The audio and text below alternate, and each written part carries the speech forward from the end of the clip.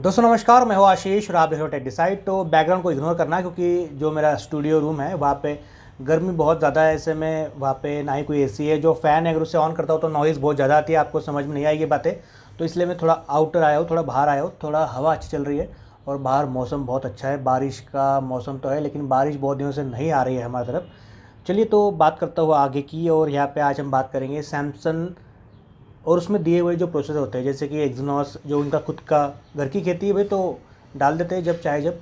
अब यहाँ पे मैं आपको बोलूँगा कि Samsung plus processor is equal to, अगर आप बात करते हो तो हीटिंग प्रॉब्लम और स्लो चार्जिंग का प्रॉब्लम बहुत ज़्यादा आता है। अब यहाँ पे हमें क्या प्रोसेसर को ही ब्लेम करना चाहिए? तो अब यहाँ पे 9611 हो या फिर 9610 हो, इनके ऊपर जो आते हैं स्मार्टफोन जैसे कि A51 हो, A50s हो, A50 हो या फिर M30s, M31, ये जो भी स्मार्टफोन है एक्जिनोस के ऊपर आते हैं। और जो थोड़े फ्लैगशिप लेवल के थे वो भी आते हैं। अब यहाँ पे बात ऐसी होती है कि यहाँ पे इसमें जो है वो इन स्मार्टफोन में A50s हो या फिर A51 हो, A50 हो, यहाँ पे बहुत से कमेंट्स आती है कि बहुत ज़्यादा हिट कर रहा है गेमिंग के वक्त में, गेम लैग होता है।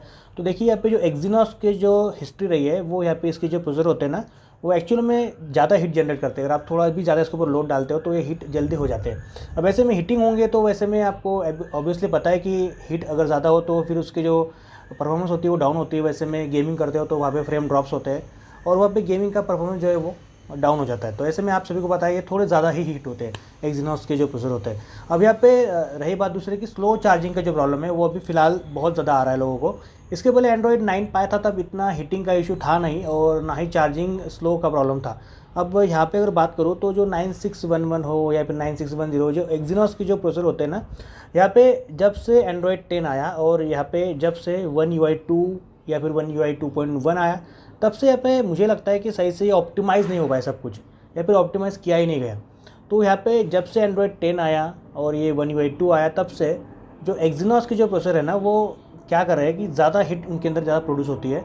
और यहाँ पे दूसरा जो एक प्रॉब्लम आ रहा है कि स्लो चार्जिंग का। अब यहाँ पे आपको एक्चुअली बता दूँ कि स्लो चार्जिंग का प्रॉब्लम बहुत से लोगों को, यानी लगभग 90% लोगों को आ रहा है, जैसे मुझे भी आ रहा है।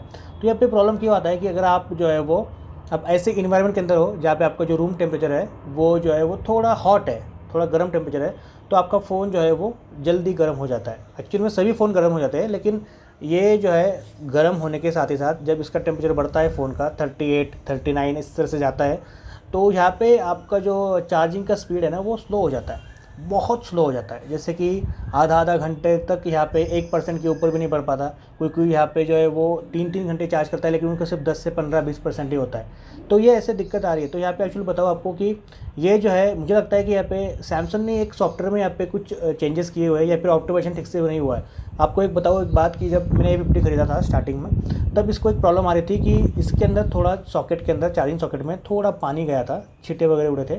तो वहाँ पे उसके कुछ दिनों बाद में मुझे एक मैसेज आता है कि आप इसे चार्जिंग नहीं कर पाओगे क्योंकि यहाँ पे मॉइस्चर है सॉकेट के अंदर, तो आप उसे ड्राई कीजिए, क्लीन कीजिए। तो मैंने उसे क्लीन किया, ड्राई किया, उसको कम से कम बहुत अच्छे से क्लीन करके ड्राई करके उसे यूज़ भी किया, तो वो प्रॉब्लम फिर बंद हो गया। उसके बाद में 8-10 दिन के बाद में फिर से मुझे वही मैसेज आता है कि आपको है ये क्लीन करना पड़ेगा, ड्राई करना पड़ेगा। तो लगभग मैं परेशान हो गया था और मैंने चार्जिंग नहीं कर पाया, तो मैं फ़ोन को स्विच ऑफ करके फ़ोन चार्ज कर रहा था।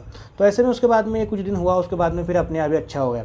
तो यहाँ पे ये एक सिस्टम डिफ़ॉल्ट एरर है या फिर कोई सॉफ्टवेयर का एक पे कुछ लोचा वगैरह है, वो यहाँ पे बोलना मुश्किल होगा। तो यहाँ पे ये इनबिल्ट सॉफ्टवेयर होते हैं, जैसे कि जैसे कुछ मॉइस्चर वगैरह जाता है तो यहाँ पे शो करता है आपको कि यहाँ पे मॉइस्चर वगैरह है। तो लेकिन यहाँ पे एक्चुअली में इसके ऊपर काम करना चाहिए कि जब मॉइस्चर नहीं है तब ये मैसेज नहीं आना चाहिए, तब आपका फ़ोन सही से वर्क करना चाहिए। ये रही चार्जिंग की ही बात।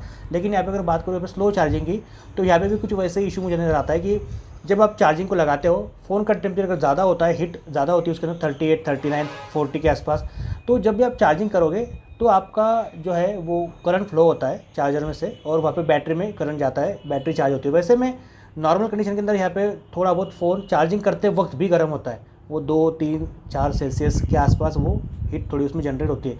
तो ऐसे में मुझे लगता है कि सैमसंग जो है वो कहीं ना कहीं जैसे ही फ़ोन गर्म होता है उसके अंदर यहाँ पे कुछ ऐसा ऑप्टिमाइज़ किया गया है, कुछ ऐसा सॉफ्टवेयर इन्होंने कुछ किया अंदर से कि यहाँ पे ये स्लो कर दे चार्जिंग को। क्योंकि यहाँ पे जो पहला टेम्परेचर अगर 40 है तो चार्जिंग के वक्त पे यहाँ पे 45 या फिर 46 ऐसा बढ़कर आगे ना जा पाए, तो वहाँ पे वो स्लो कर देता है चार्जिंग टाइम को या फिर वहाँ से कट कर देता है चार्जिंग को। कुछ ऐसा ही यहाँ पे एल्गोरिथम मुझे लग रहा है। क्योंकि यहाँ पे अगर आप देखो, आप सही से अगर आप यहाँ पे जो अगर थोड़ा ध्यान दो तो आपका जो बैटरी का टेम्परेचर है फ़ोन का 38 से जैसे ही ऊपर जाएगा, आप चार्जिंग लगा करके देखो आपका फ़ोन बहुत ज़्यादा स्लो चार्ज होगा, या आपको ध्यान देना है। तो यहाँ पे सभी को लगभग आ रही है प्रॉब्लम, और एंड्रॉयड 10 के बाद में आ रही है। तो यहाँ पे 9 के वक्त पे ये प्रॉब्लम नहीं थी। तो या तो ये सही से ऑप्टिमाइज़ नहीं हुआ है, या फिर कुछ ना कुछ एरर है, या फिर कुछ ना कुछ अलग चीज़ है जो कि सैमसंग ने अभी तक फिक्स नहीं की है। अब यहाँ पे क्या अपडेट के साथ में फिक्स हो सकता है? हाँ, हो सकता है, लेकिन मुझे नहीं लगता कि अपडेट के साथ में फिक्स होगा। अब ये होगा तो डायरेक्टली एंड्रॉयड 11 या फिर वन UI 3 के ऊपर ही हो सकता है, क्योंकि एंड्रॉयड 10 के साथ में तो सही से ऑप्टिमाइज़ अब तक नहीं कर पाए। इवन यहाँ पे A51 की भी बात करें तो वो भी वैसे ही स्लो होता है चार्ज, क्योंकि A51 तो यहाँ पे लेटेस्ट है, तो यहाँ पे सभी फीचर्स में आपको मिल जाते हैं, लेकिन ये भी वैसे ही स्लो चार्ज होता है। तो एक्चुअल में अगर आपको बात करूँ तो यहाँ पे आपको ध्यान देना है कि अगर आप फ़ोन को चार्ज करते हो तो आपको कूल जगह पर रख के फ़ोन चार्ज करना है, जहाँ पे आपके फ़ोन का टेम्परेचर जो है वो ज़्यादा बढ़े नहीं, और हीटिंग वाला एरिया जो है वहाँ पे उसे अवॉइड कीजिए। तो यहाँ पे इसे सबसे ज़्यादा नफरत हीटिंग से ही है। ओके, तो ये आपको यहाँ पे समझ में आया होगा। तो यहाँ पे एक्चुअल में अगर आपको बहुत ज़्यादा प्रॉब्लम आ रहा है तो आपको क्या करना चाहिए, तो आपको एक्चुअल में आपका फ़ोन जो है एक बार रिसेट सेटिंग करने के बाद में भी नहीं होता है तो आपको फॉर्मेट कर लेना है। तो फॉर्मेट करने के बाद में बहुत हद तक यहाँ पे ये प्रॉब्लम कम हो जाता है, इतना नहीं रहता है। तो एक बार फॉर्मेट कर लेना है, उसके बाद में आप इसे यूज़ करें। और बहुत लोग यहाँ पे चार्जर चेंज कर रहे हैं, केबल चेंज कर रहे हैं। चार्जर में और केबल में कोई इशू नहीं है, आपको बार बार बता रहा हूँ। ना ही आपकी कोई प्लग जो होता है प्लग में, उसमें भी कोई इशू नहीं है। ना ही कोई बोल रहा है कि वो जो अलग से जो एक्सटेंशन होता है उसके ऊपर लगाने से स्लो चार्ज होता है, वैसा भी नहीं है, वैसे भी कोई नहीं है। वहाँ पे बस सिंपल सी बात ये है कि आपका जो फ़ोन है वो हीट अगर थोड़ा ज़्यादा प्रोड्यूस करता है, वो कैसे प्रोड्यूस करता है कि आजू बाजू का जो इन्वायरमेंट है वो थोड़ा ज़्यादा हॉट हो, तो वैसे में ये अपने आप ही इसके ऊपर भी फ़र्क पड़ता है, ये जल्दी से हिट हो जाता है। अब ठीक है, हिट होता है तो कोई प्रॉब्लम नहीं है, लेकिन चार्जिंग स्लो क्यों होनी है?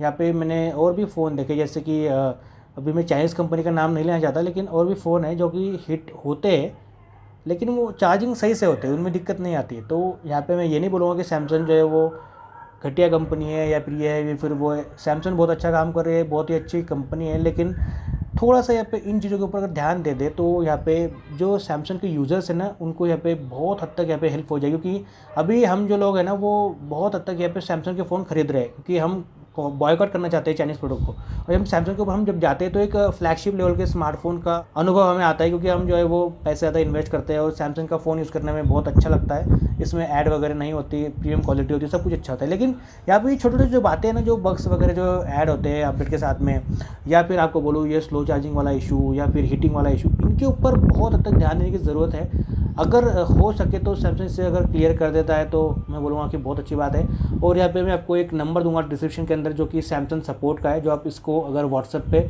इसे आप सेव करते हो तो व्हाट्सएप पे आपको इसके साथ आप चैट कर सकते हो सैमसंग सपोर्ट के साथ में, जो कुछ आपको हेल्प दे सकता है। तो यहाँ पे नंबर आपको नीचे दिया हुआ है मैंने डिस्क्रिप्शन के अंदर, वहाँ से आप उसे सेव कर लेना, और आप उससे चैट भी कर सकते हो कंपनी से थ्रू। ओके, तो यहाँ पे ये आपको हेल्प कर सकता है। और यहाँ पे आई थिंक मैं जो बोल रहा हूँ आपको समझ में आया होगा। आपके क्या सुझाव है, आपके क्या राय है, आपको क्या लगता है सच्ची ये ऐसी प्रॉब्लम दे रहा है सैमसंग का आपका फ़ोन, या फिर आपका सही से एकदम टकाटक चल रहा है? मुझे ज़रूर से बताना। और हो सके तो वीडियो को लाइक करना, शेयर करना। और आने वाले बहुत ही वीडियो है मेरे, जो कि अनबॉक्सिंग है, बहुत और चीज़ें भी है सैमसंग के वाला फ़ोन में, या फिर रिव्यू करता हूँ, अनबॉक्सिंग करता हूँ, उनको भी देखिए। आपका प्यारा सपोर्ट बनाए रखें।